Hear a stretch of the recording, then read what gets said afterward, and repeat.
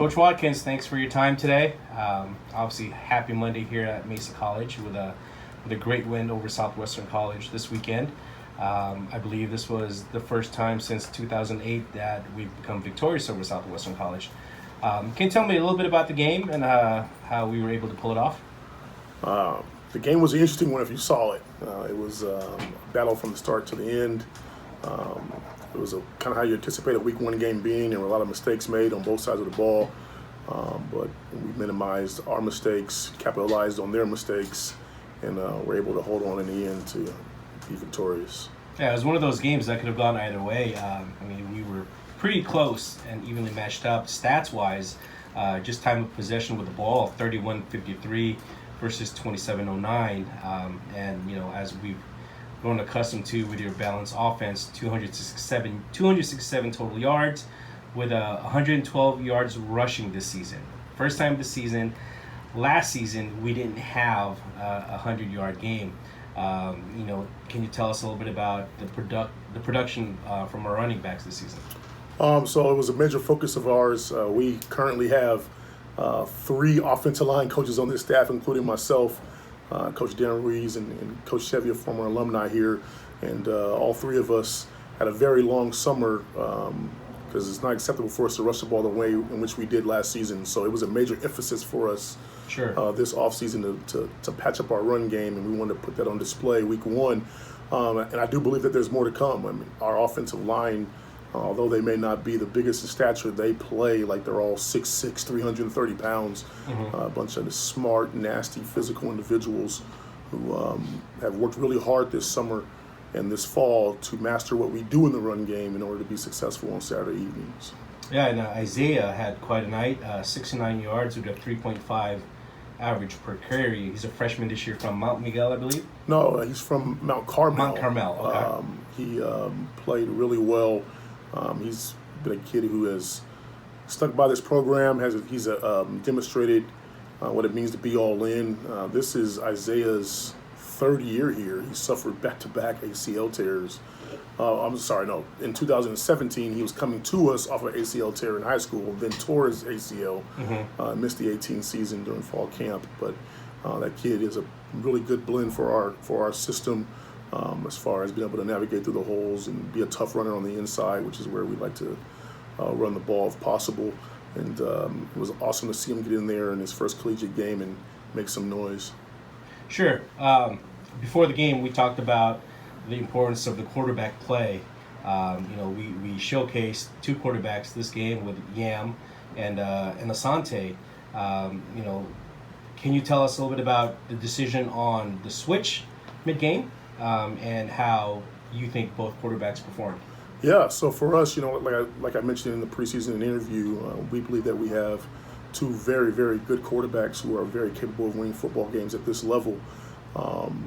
Both of those guys experienced their first collegiate snaps on Saturday evening, along with the other 8 guys on our offense. We only have 3 guys that have ever played in a college game before on offense on Saturday night, and so the switch was something that it's never an easy decision to make that decision, but it's one that had to be made at the moment.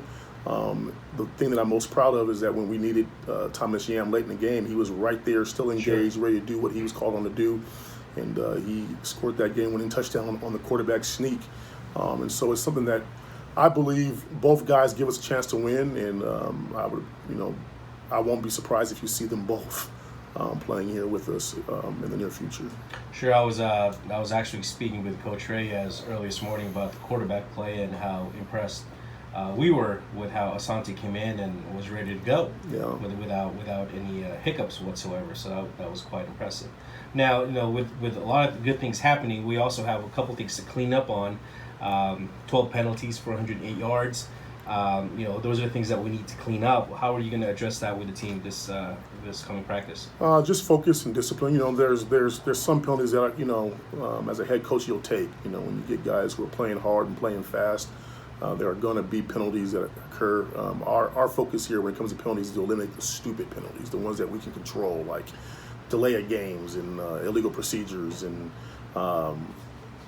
illegal formations. Things that we can control There are going to be pass interference calls. There are going to be holding calls. There are going to be, those are in-game penalties.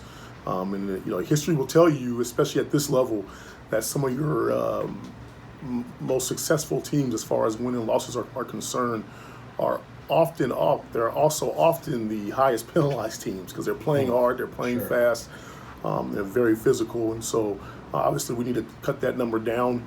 But we're super excited at the opportunity to be better this Saturday. Now let's go on the defensive side of the ball here. 3 turnovers, 1 fumble recovery, and 2 interceptions. We had a chance to introduce Coach Hart and his performance in setting the players up this season. Hunter Allen had 3 tackles, also with an interception, and Isaiah Sales led the team with 9 total tackles, 4 of them being solo. Can you give us a little recap of how your defense played? Obviously, shutting out Southwestern, which is a hard thing to do. Just give us a little bit about the performance from the defense side of the ball. We believe here at Mesa College that you have to play great defense to win football games, and our defense stepped up week 1 and showed that. Perfect example of what we expect out of them. They played hard. They were smart. They were physical. You saw guys chasing the ball, guys trying to gang tackle, trying to get the ball out. Causing turnovers is always a big deal. Those are huge game-changing moments in the game.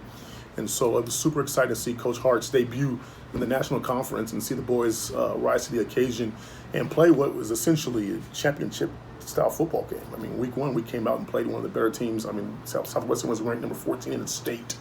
And so we came out and we answered the bell and we were ready to rock and roll, and the defense led the charge, and we look forward to seeing them continue to grow and get better as the season progresses. Is that one of the reasons why Coach Hart received his very first game ball, whether him playing at the Pop Warner College, high school, and as a coaching staff member, that was his very first game ball? Tell us about why he deserved the game ball this game. Coach Hart has been phenomenal since he's been here with us, both on and off the field. He's put in tons of hours, tons of time to make sure that our players are where they need to be, both on and off the field. And so I thought he was more than deserving of it to show up week 1. Week 1 is one of the hardest games to prepare for because you don't know. You have no film to study. You have last year's film, but that doesn't mean that offenses or defenses didn't change. And so for him to put the game plan together, and not only put it together, but be able to have the boys execute it was something that is extremely remarkable in my eyes. And to do it in the national conference, week 1, pitch a shutout, he was more than deserving of getting that game ball. Sure. Now, moving forward to this week, I know after the game you talked to the athletes about we're going to enjoy this for 48 hours and then we're going to turn the page, and here we are now, game week against Golden West. Last season they were 6-5, and we had a very close game with them last season here at Mesa.